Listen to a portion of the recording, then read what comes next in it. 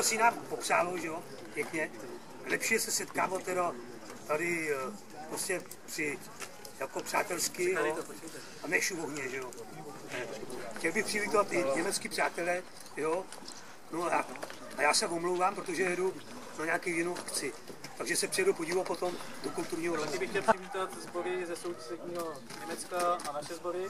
Also unsere Kommandant will alle begrüßen, also aus tschechischer Seite auch aus der deutschen Seite. Dnešním naším úkolem bude dostat co nejvíc vody na naší skálu. Unsere heutige Aufgabe ist praktisch die ganz große Menge Wasser. Das ist praktisch jetzt, wir sagen mal vorher, das ist die Felsen hinten, das ist hinter Chodov, das ist praktisch unser Übungsplatz, wo, wenn der Wald brennt. Chtěl bych, aby tam bylo nasazeno 6 proudů B a průtok 18 litrů za minutu. Also ich möchte praktisch dann als Einsatz 6 B-Feuerschläuche mit 1800 Liter Wasser in der Minute. Po skončení cvičení bychom udělali závěrečné vyhodnocení vedle kulturáku. Wenn es dann alles fertig ist, nach Schluss, dann machen wir mit praktisch dann kleiner Überblick unsere Kulturhaus.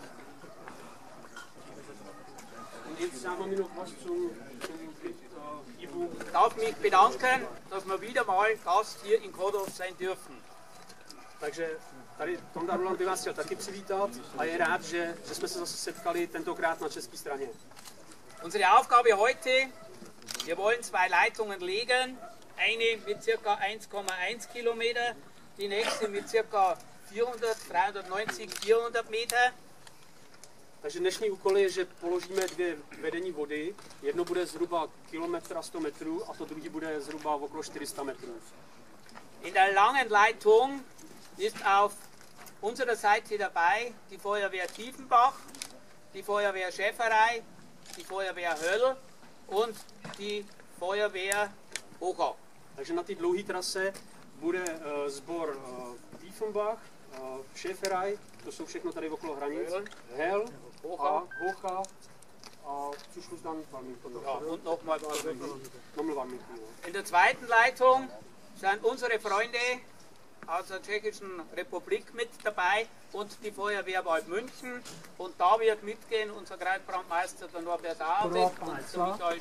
Potom zástupce starosty z Warminchenu, Tiefenbach, Waldmünchen, Martin Frank. Martina Franka Und Tiefenbach, Ludwig Prögler. Ludwika Pregla.